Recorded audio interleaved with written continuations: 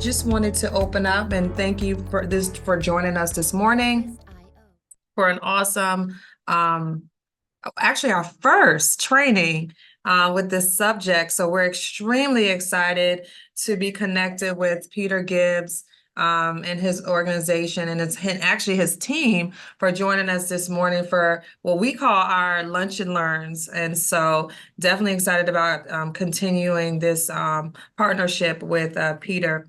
I wanted to introduce myself. My name is Yakita Wilkinson, and I'm the program manager for the Level Up program with FSC First.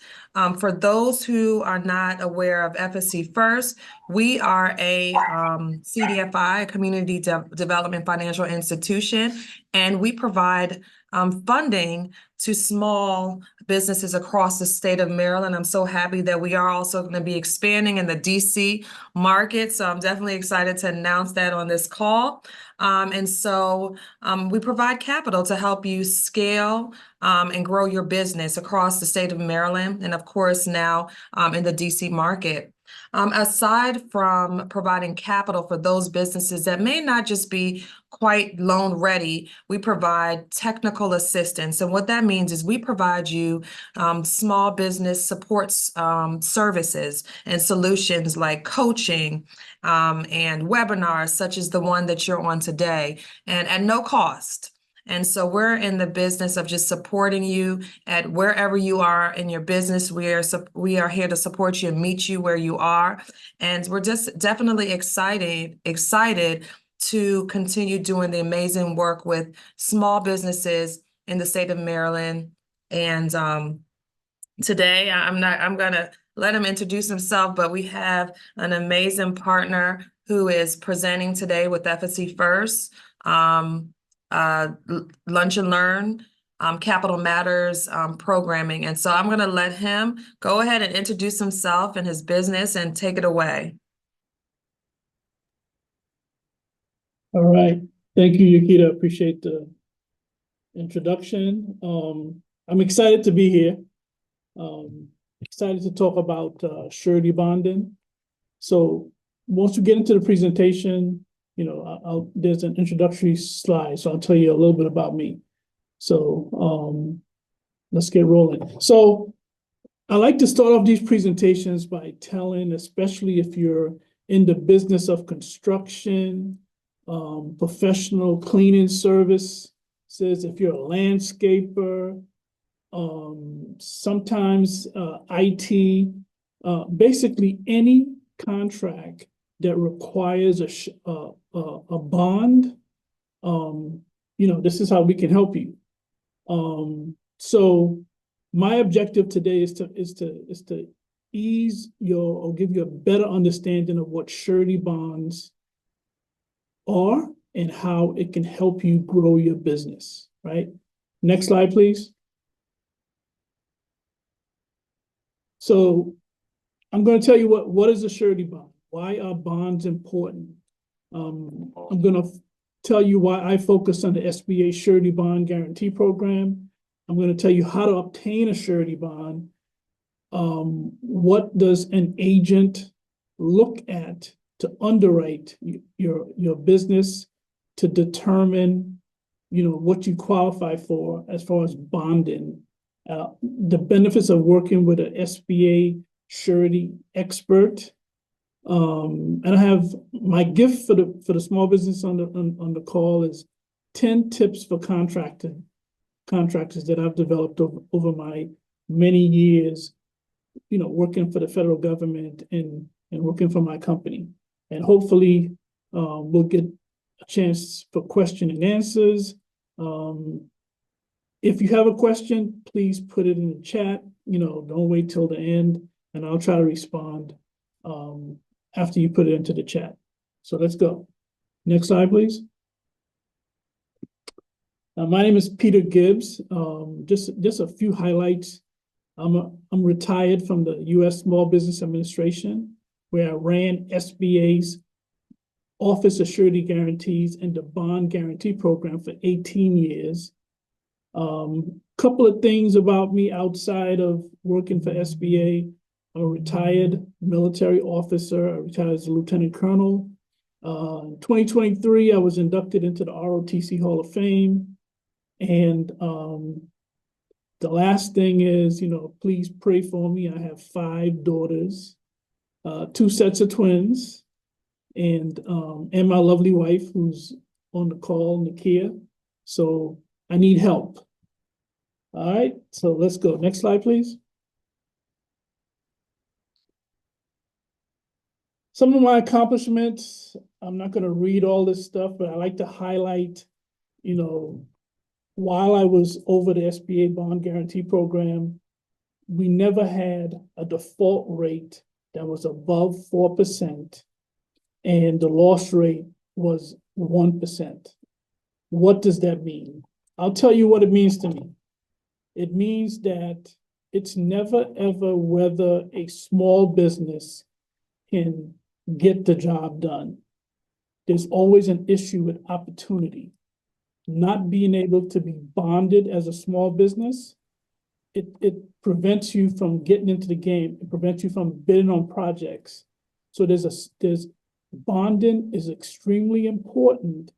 And unfortunately, when you go to many events, you always hear about, there's millions and billions of dollars in construction, but no one tells you that if you're fortunate to get one of those projects, especially in construction, you probably will not get that job if you can't get a surety bond. And surety bonding is not something that you wait until you get the project to try to go find a bond. Because depending on how your back office is, you may not have enough time to get a bond, right? So bonding is extremely important. Next slide, please. What is a surety bond? It's real simple. It's a 3-party agreement between.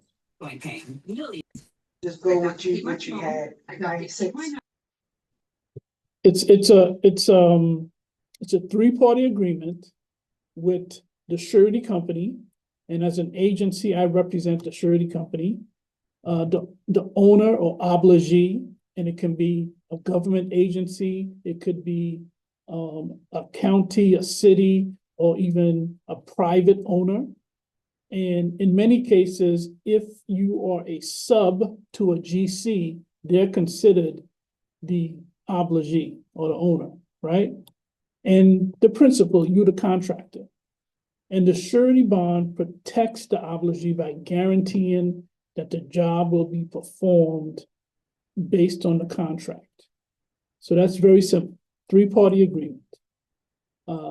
Next slide, please. Why are bonds needed? If you are going after projects in the federal space, all contracts that are $150,000 or more, specifically on the construction side, it is the law that you have to have a bond. It cannot be waived. Even though it's not the law at the city level, the state level, the county level, many of them, and even in the private sector, many obligees, they require bonds. So again, if you have a construction company, if you are in the business, when you look at your contract and it's a requirement to get a surety bond, if you can't get a bond, you most likely they're going to lose that project, right? So bonds are extremely important, especially in the DMV area when you have all these federal, state, city, county opportunities out there. Next slide, please. So the SBA have the Surety Bond Guarantee Program, which was created in 1970. And the program was created to assist businesses who are having difficulties getting bonding, right? Difficulties doesn't mean that you have a bad business. It may mean that you might have to put up collateral, that you might have to put up funds control. Funds control is something where if you're a construction company, or if you're a contractor and you're trying to get a bond, and depending on different situations, it might be because it's a new relationship, it might be the jump in job size, the surety company might require you to whenever you get paid, you have to send money to a third party, and then they will pay your bills and give you a portion of that pay application, right? So sometimes when you're a small business, it might be difficult for you to get bonding. So the program was created to assist companies who are having difficulties. And sometimes you might just be in a situation with a surety company or an agent who want to keep you at a certain level. You may have a relationship with them, but you feel that based on your balance sheet, based on your experience, based on your team, I feel comfortable going after larger jobs, and the surety company want to keep you at a certain level. I think the SBA bond guarantee program is a perfect solution in that scenario also, right? So the program was created in 1970, and it is SBA partners with Treasury listed surety companies. SBA partners with Treasury listed surety companies. There's a question about whether you have to be certified to get to utilize the SBA bond guarantee, and the answer is no. You don't have to be certified. All you have to be is a company, and you're looking for bonding, right? So SBA partners with Treasury listed surety companies, and to encourage surety companies to assist small businesses, SBA guarantees 80 to 90% of the bond. You as a small business will probably not feel that 80 or 90%, but the surety company, in the event of a default or loss, SBA is going to reimburse the surety company 80 to 90% of the loss, right? So the surety company is only going to lose 10 to 20%. So the program exists to help companies, to encourage surety companies to help small businesses, right? I'm the former director for that program, and I grew that program when I retired in 2021. When I started, they were probably doing about $750 million in program activity, and there were 5 surety companies that partner with SBA. And when I retired, we had close to 50 surety companies, and the program was doing $7 billion in program activity. So it's a great tool for small businesses, especially when you're starting off and you may not be set up or ready for bonding. It's a great tool for small businesses. Next slide, please.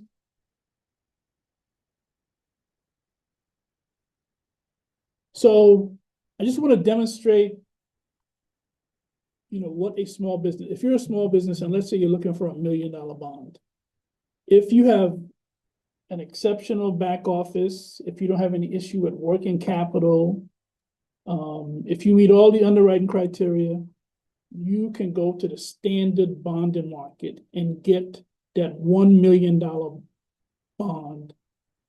If you have 100,000 liquid cash in the bank, you have no issues getting that bond, right?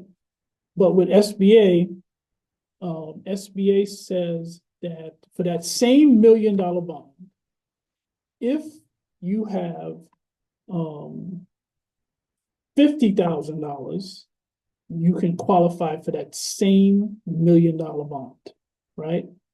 SBA also says that if you have a line of credit, the unused portion of it can be used to meet that 50,000. So needless to say, you can qualify for $1 million bond without having to have $100,000 liquid cash in the bank. That's a great benefit of the SBA bond guarantee program. As far as the limits of the program, if you're going after a non-federal project, the maximum single project that you can qualify for, you can go after is 9 million. And if it's a federal project, the maximum contract size is 14 million. So that's single.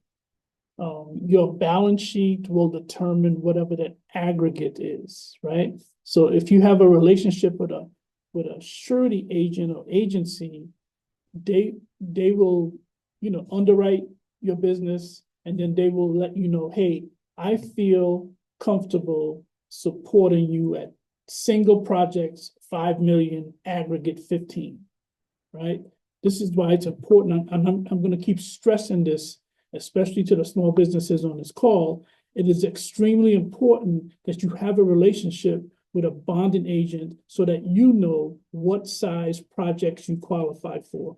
I cannot tell you how many times people have come to our office where they spent a lot of time and energy going after projects, but they did not have a relationship with an agent. And when they get awarded a contract, their balance sheet, they don't qualify to do that job. So they end up losing the project, right? So it's important that you know what your limits are before you go out, looking for projects, right? So the purpose of the slide is whatever you qualify for in the standard bonding market with the SBA bond guarantee, you could probably increase your bonding capacity to $2 million, double whatever you qualify for in the standard market, right? Next slide, please. So we talk about how you benefit. It allows you to grow your company, increase opportunities, flexible underwriting criteria. I kind of talked about that.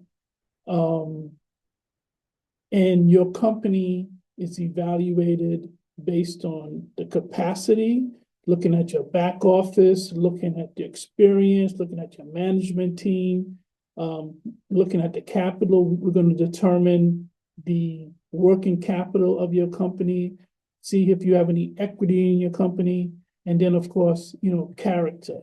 It's, we want to work with companies who are paying their bills, paying their subs, and that's how we determine the character of a business, right? Next slide, please.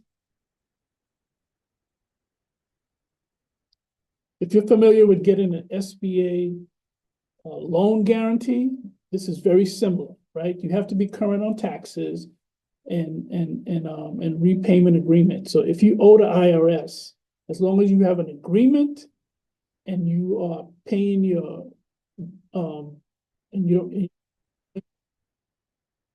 payment arrangements, you qualify for the SBA bond guarantee. We talked about the underwriting standards, the good character issue. There must be a requirement in the contract to get a bond.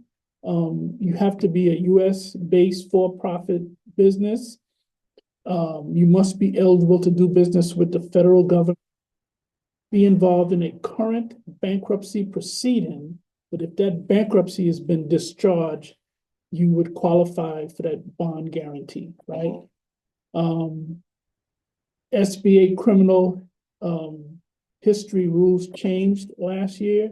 So the only time that you're not eligible for the SBA bond guarantee is if you're currently incarcerated or under indictment for a felony. Otherwise, you would qualify for the bond guarantee. Of course, you have to be a small business, and mainly in the construction, it's the 3-year average annual revenue for construction, service, and supply companies. So if you're a general contractor, and if the 3-year average is about $43 million, you are considered a small business. Depending on the trade of your company, it might be lower than that, right? And of course, if it's a manufacturing company, it's based on the average number of employees. And this is all, you can find all that information. For your specific trade, you can go to do a search for NAICS code, and then you'll find out, what's my what do I need to meet or qualify as a small business, right? In my many years of working for SBA and with our company, I can only think of one time where a company grew out of the SBA bond guarantee program. As a company, the average size bond that we do is around 3 million. Next slide, please.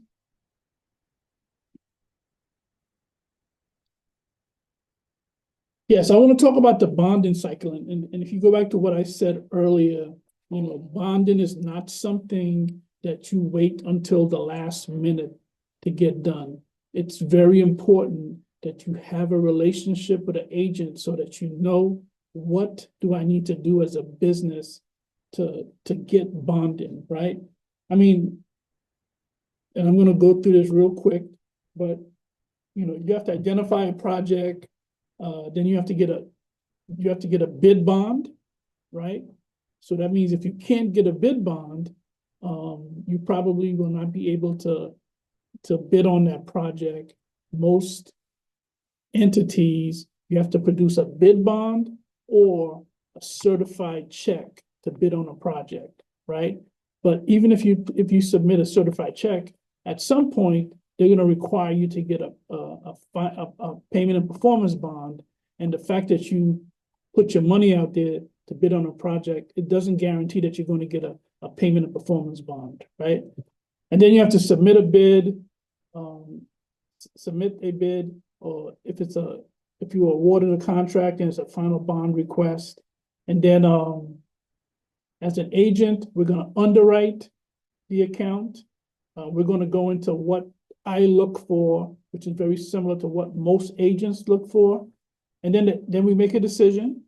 Then we receive the results. And then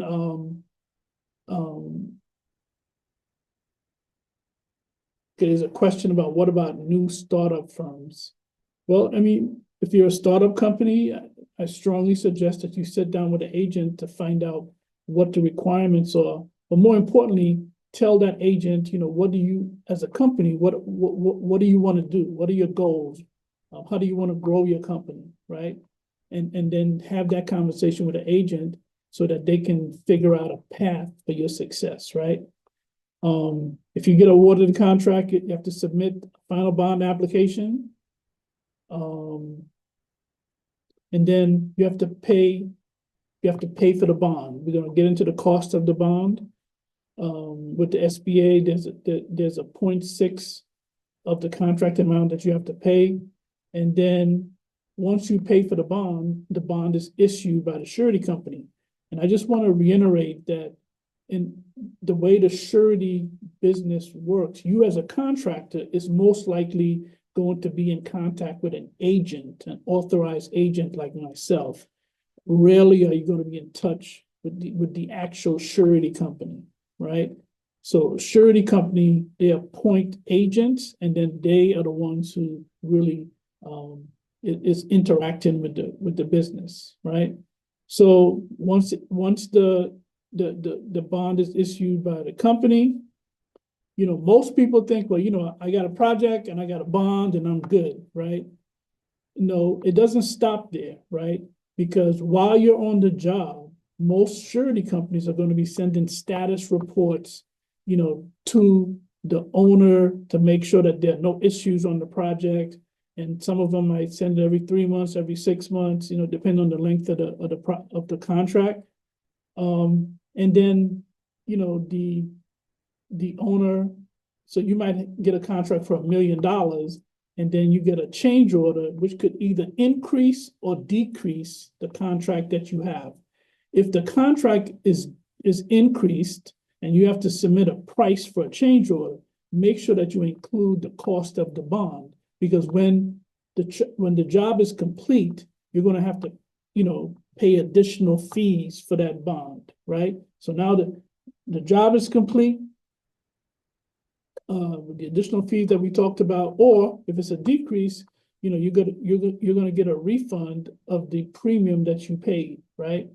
One of the most important thing I want to stress to the small businesses on this call is make sure whenever you're on a job site that you get a reference letter, right? Do not wait until you leave the project and then go to the owner or the GC to get a reference letter.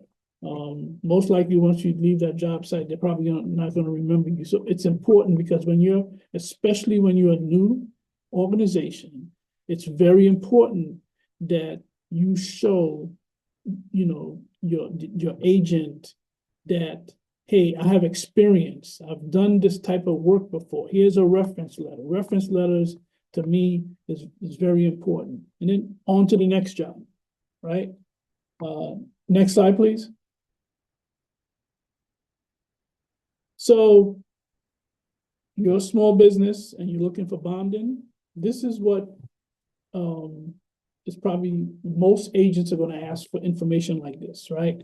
The first thing is a contractor's questionnaire. It's probably the one document that's going to take the most time consuming, right? We want to know everything about your company, when it was formed. We want to know about ownership. We want to know about relationship with suppliers, with subs, banking information, right? You have to do this contractor's questionnaire, right? Then we want to look at financial statements. Me as an agent, if you're a company that's more than 4 years, I want to see financial statements. If you're a new company and all you have is tax returns, I will consider that. But if you've been in business for 5+ years and you don't have financial statements, that's going to be problematic, right? We want to know, it's called the WIP report, the contracts in progress report. We want to know, what projects are you working on? What is the percentage of completion? How much have you been paid? What is it going to cost to complete the project, right? There's a form that you're going to get. I want to see business and maybe personal bank statements. I want to see personal financial statements, resumes of owners and key personnel. If you're gonna for a specific job, I want to see the job cost breakdown. I want to see what you're paying, what subs you're going to have. What's that going to cost? Material, supplies, what kind of profit margin you're going to make on the project, right? Again, reference letters is very important, especially when you're a small company. If you are, companies come to us where two owners may have worked for another company, and for whatever reason they decided to start their own company. So they may not have much history with their new company, but I want to know, what did they do with their prior company?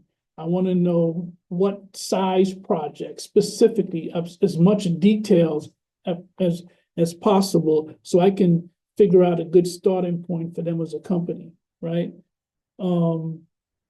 It's important to say that if you worked for a large GC and you worked on $5 million projects, it's probably highly unlikely that you're going to start your new company working on projects that are 5 million. So it's important that you understand that that the agent understands, what projects you worked on at your previous employer. And of course, I want to see your business line of credit. I want to see the promissory note, and I want to know what the current balance is, because we're going to use the unused portion of the line of credit to determine or increase your surety capacity, right? A comment on lines of credit. Lines of credit, in my opinion, can be good or bad, right? To me, the proper way to utilize a line of credit is if for pre-mobilization, but once you get paid, you should pay off the line of credit, right?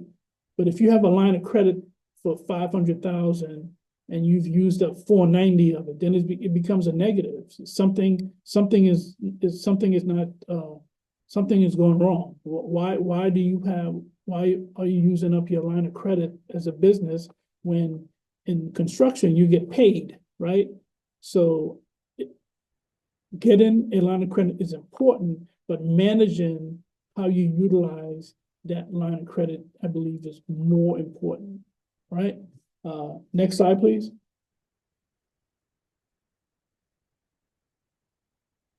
Of course, there are fees associated with bonding. I would say most agents do not charge a fee for a bid bond. We don't. When you're utilizing the SBA bond guarantee, there's a contractor's fee that you have to pay, which is 0.6% of the contract. And the surety is going to have a premium, and that could range from 1.7 to 3%. We as a company, we charge 2.5%, and then with the SBA fee for new relationships. Our objective is not, if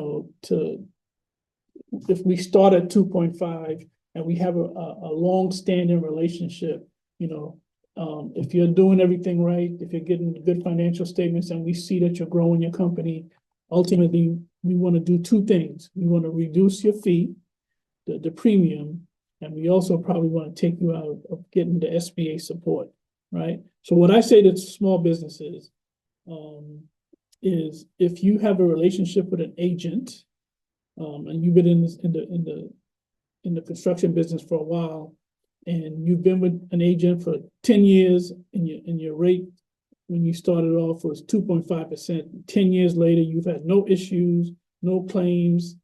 And if you're still paying 2.5%, you probably need a new relationship, right? Because as agents, we have the ability to reduce the rate, the premium that we're charging contractors, right? The SBA fee is what it is. That goes directly to SBA. It's 0.6% of the contract amount. Next slide, please. Yeah, so this is my gift to the small businesses, especially the contractors on this call. In addition for working for SBA for 32 years and owning my business, you need a surety bond if you aren't in construction.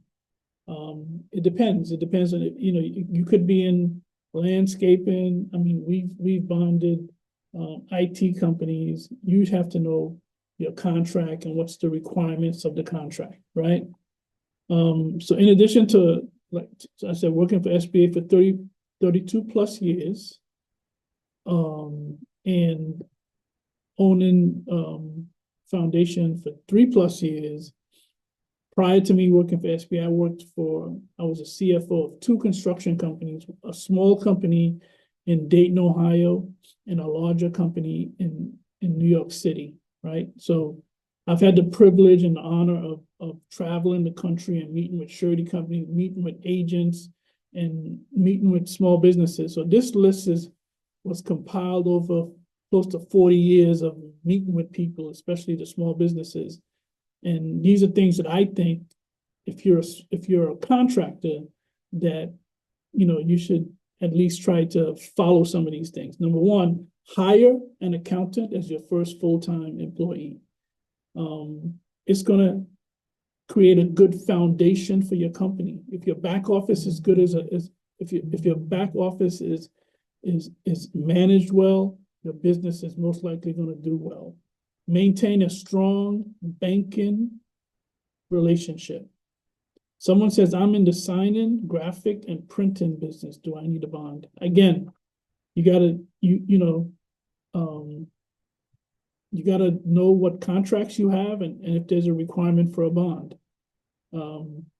Maintain a strong banking relationship. Focus and excel in one trade. A lot of small businesses, when I meet them, they say to me, I say, what do you do? Oh, I can do everything. That sounds good, but understand that the surety business is a risk business, and most likely you can't do everything well, right? So focus and excel in one trade. Start small and grow gradually. That's what we tell all the clients that we work with. We want you to grow responsibly on your own. Develop a solid surety relationship with an agent. Again, don't wait until you're awarded a contract before you meet with an agent. Avoid venturing into unfamiliar areas when you start making profits, right? Don't, everything I'm saying to you, I'm not making it up, right? Don't go open a nightclub. Don't go open a restaurant. Don't go buy a plane and a hangar, you know, you know, stay on your core business, right? And separate your business from your personal life, right? Avoid. I am not a fan of joint ventures and teaming, and I know this is not a popular comment, but from my experience at SBA, I rarely saw those situations ended well. And I would say it's from a bonding perspective, you know, when two small companies joint venture or team, it's not an easy thing to get bonded. But if that's something that you want to do, make sure that you, if you want to do joint ventures, make sure that you have a thorough knowledge of your company to include the books and records. Understand your competition and contract job cycles. Learn government contracting before becoming an 8A contractor.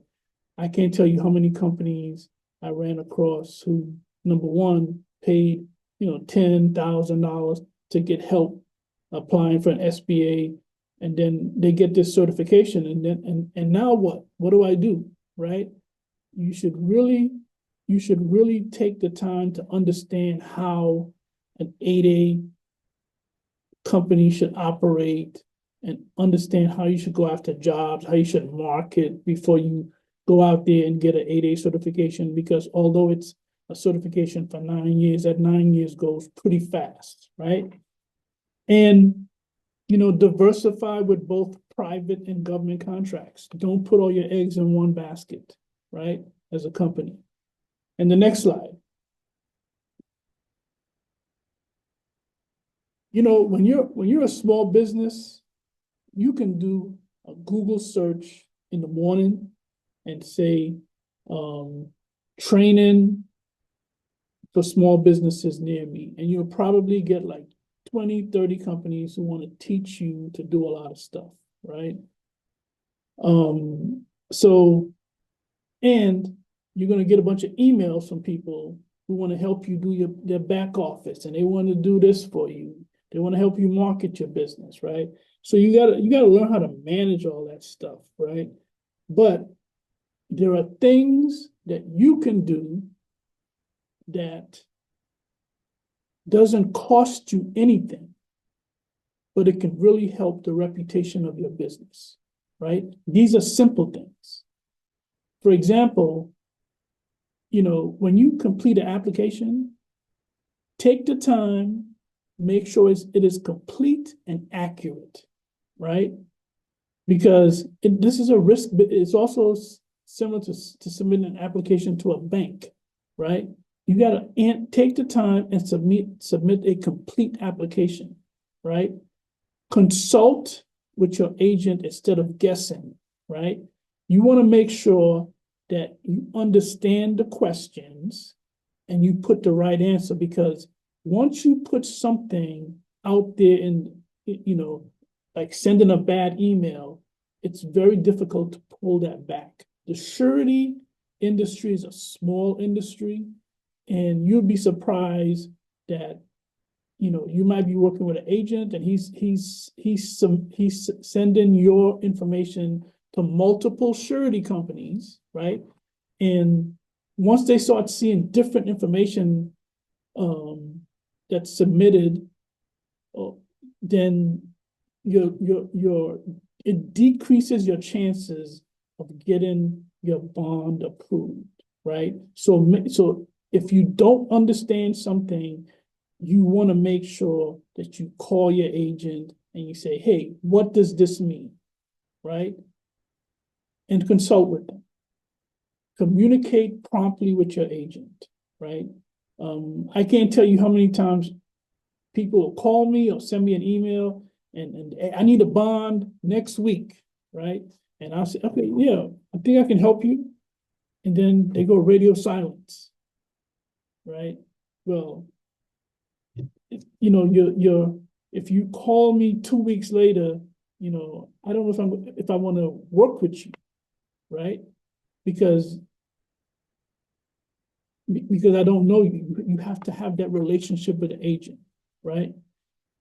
Work with a construction accountant. There's a difference. Make sure that whatever accountant you have, that they are a construction accountant. They have experience of working with construction companies, right? Again, build a strong relationship with your agent. Acquire bonds early. What I mean by that is you sit down with an agent, you go through that underwriting criteria, and then that agent can tell you, this is your single, this is your aggregate, right? So you know that whatever jobs you're going after, hey, I'm going to qualify for this because I sat down with my agent and this is what they told me my single and my aggregate amount is. Set up a bonding line with your agent or a bonding program. Ensure that your agent advocates for you, right? All these things on this list, they're simple. It doesn't cost you anything, but it puts your company in a better position.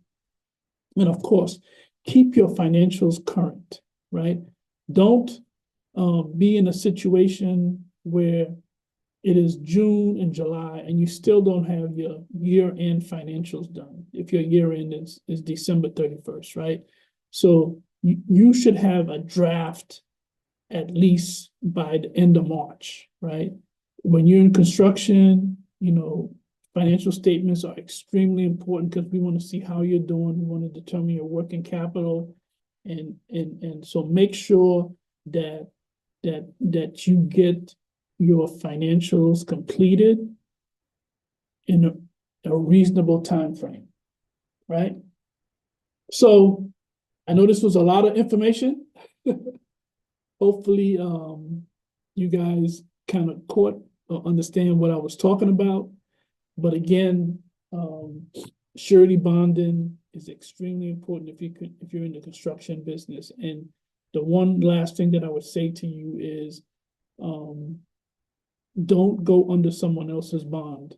If you have the ability to get your own bond, get it because it allows you to grow your own bonding capacity for your company. Yes, you can call me.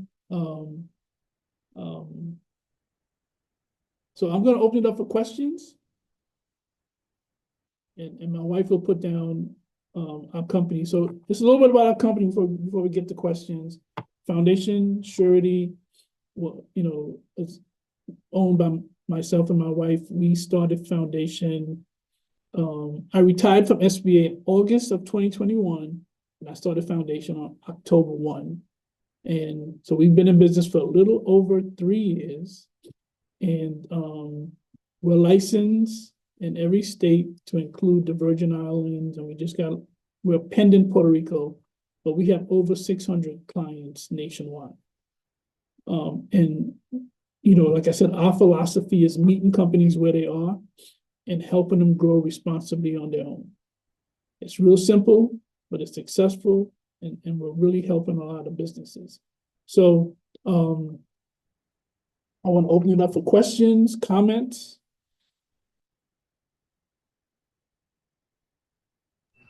I know you've probably already said this. Stephanie Overton Stenard, SOS Human Capital Solutions. Okay. But can we call you just to get a little more clarity? And you've said some things, but you've also said a lot of things. Right. And just trying to digest it all. Okay. Be interested in kind of seeing if my type of business would even need a surety bond. And considering that I'm going through the 8A process now, Okay. just be interested in just learning a little bit more about surety bonds, and especially since your company provides them. Yep. And you could, I could also one day become a client. So That'd be awesome. would definitely would Yeah. definitely like to do that. Thank you for today. I appreciate it. You and your Yeah, wife. no problem. All right.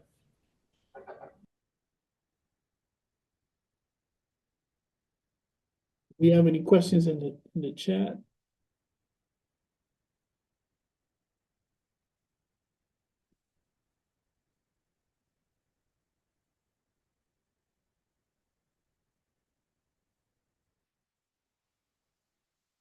I think I answered that one. Do you need a surety bond if you're in? I'm in the signage, graphics. I think I answered that one. Yeah. Any questions? Don't leave this call and then say, man, I should ask that question. I don't have another question, but I'm just totally grateful because every time somebody mentions a surety bond to me, I look like a deer in headlights. So I appreciate you really and truly and your wife taking time to explain this, especially to me as a small Black business, minority Right. business. It's a bigger deal than I thought. Yeah, it So is. It is. the education is key. So Yeah. We tried to make it simple as possible for clients that we have, and I do understand, like when you're a small business and you're trying to get a bond and yeah, you and this they you get this list of stuff, so we don't want our clients to be overwhelmed, so we'll walk them through the process. We'll call them, set up a time, and go over each of the forms with them. um and I am not a fan of like they call them bonding based on your credit score, because we when we work with companies, we want them to be able to be prepared for a $100,000 job and a $10 million job, right? Because that's what they want to go. When you get bonding based on your credit score, if you're good at what you do, at some point you're going to outgrow whatever that limit is, and now you have to, and let's say the limit is $750,000, and then you get $1 million project. Now the requirements to get that bond changes, right? So now you have to have the financials, that whole list of stuff that I talked about. So we take the time to make sure that companies get in the routine of doing what they have to do for larger projects, and not just look at it, well, you're small and we'll just get you a bond based on your credit score. So but that's how we operate. but one thing that you said that I caught was if you can get a certain amount, if you don't go through SBA, you can get a certain amount if you have $100,000 Yeah, in funding. Most small companies don't have $100,000 in funding. right, So right, so and I know then you talked about small SBA. Most small companies don't have 50,000. And right. so what? How do you make that work when you perhaps may need a bond, but you don't have either one? Well, that's a very good question. I think you have to look at it from establishing a starting point for that company, right? So maybe you may not qualify for that $1 million, but maybe you qualify for 100,000, and then we grow your company from that point. It's establishing a good starting point. But I do want to just for clarity purposes, two things. Bonding, the kind of bonding I'm talking about is contract bond, right? Where it's for a specific project, it has a start date and an end date, right? And with the SBA bond guarantee, you know, with the going back to the $50,000 example, if you have a line of credit, the unused portion can reduce that $50,000 amount, right? So if you have a $100,000 line of credit and you got 50 available, you don't really need to have that much cash to qualify for that project. So, Mr. Gibbs, so Yes, your ma'am. business apparently is doing very well, but how many of us do you think really have, and not you per se, $100,000 in a line of credit as a small business, small newer business? Probably very little. I mean, I mean, I can't speak for. I'm just so now I'm gonna say I'm not, I don't do bad, but I'm talking in general. I can't speak for all businesses, but I can tell you that it's a mixture. We see small businesses, you know, not all companies. I gave a speech a couple of weeks ago about how I started my business, right? And one of the points that I made is like I started preparing for my business 4 years before I started, right? And you'd be surprised how many people, they don't just get up and start a business. They've been saving money. So you'd be surprised how many people have money when they start their business. I think it's a mixed bag. Okay. And I did do exactly what you said, but I remember just wanting to start and preparing to start, how I just didn't have much. Yep. And I can just imagine other businesses of people who maybe just quit their jobs and started a business and didn't know everything they needed to know, and they would not probably have 50,000 or 100,000 to start with. You should have heard my speech a couple of weeks ago, because I said that's the wrong reason to start a business. Because that's why businesses fail. And unfortunately, when people I quit my job and I started my own business, I'm like, no, quit your, you need to be prepared to start your business.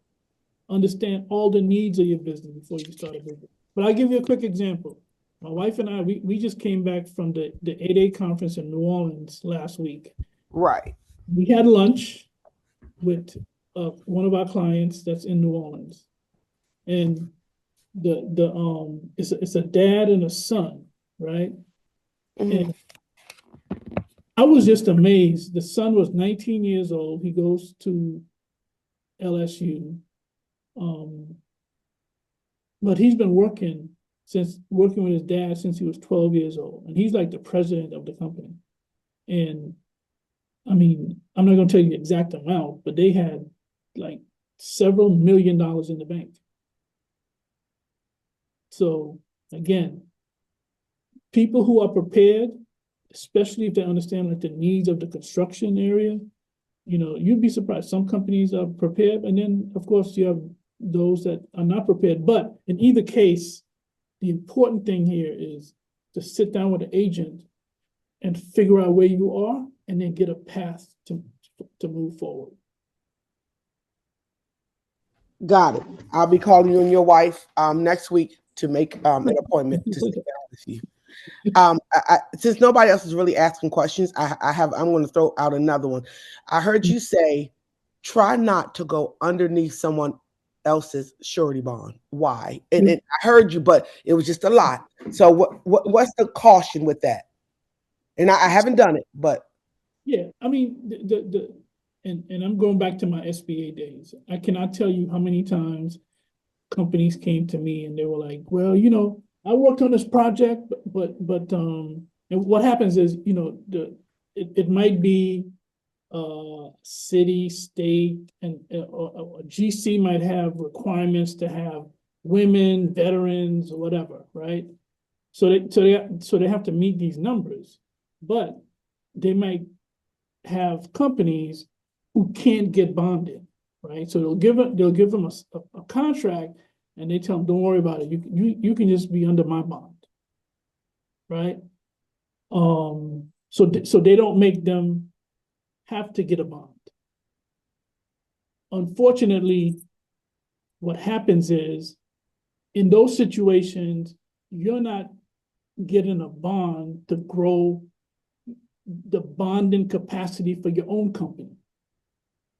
So 5 years later, when that relationship is severed, good, bad, or indifferent, and you fill out that contractor's questionnaire, and they say, what's your largest, what's the largest jobs you've bonded in the last 3 years? Well, it's 0, right? Because you were not bonded. So, Got it. so you should get a bond. If there's a requirement for a bond, be in a position, when you get in the room, you should be, when you have that relationship with an agent, you could say, hey, this is my bonding limit, right? Because you sat down with an agent and they told you what your limits are, right? Don't go in that room and especially, in the areas where you need bonding and not know what your bonding capacity is. Thank you. Right. All righty, we have one final question in the chat, and it's from Mr. Watson. Who is an agent we can reach out to? We are located in Frederick. You can reach out to me, Mr. Watson. Perfect. Okay, thank you. Let me see if I can do a screenshot of that. Oh, I'm actually going to send the information out. So I'm gonna go ahead and get ready to close this out. Okay, thank you. Of course.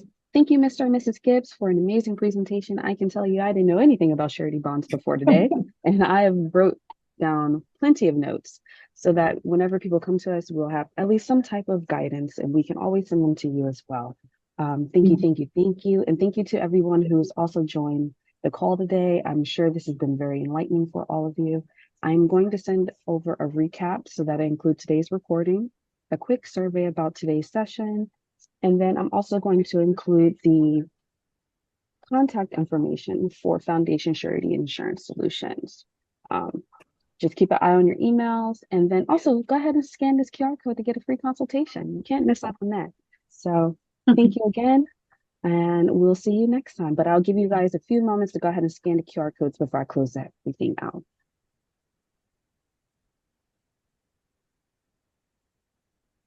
Thank you, guys. FSC first. Thank you. Alrighty, everyone. I want you to enjoy your weekend and have a great day. We'll see you soon. Jasmine, can you Yes. keep the scan up for one more minute? I just need Yeah, to get absolutely. my phone. One more No minute. worries. Take your time.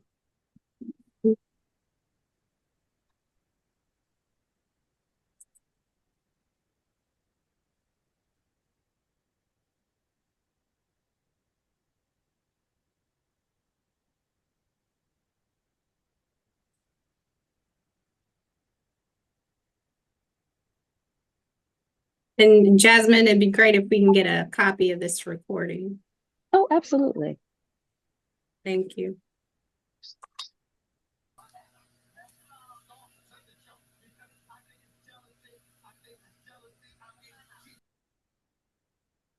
Got it, Jasmine. Thank you so much.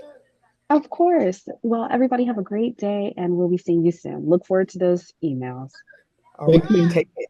Thank you. Bye-bye. All right. Thank you. Bye-bye.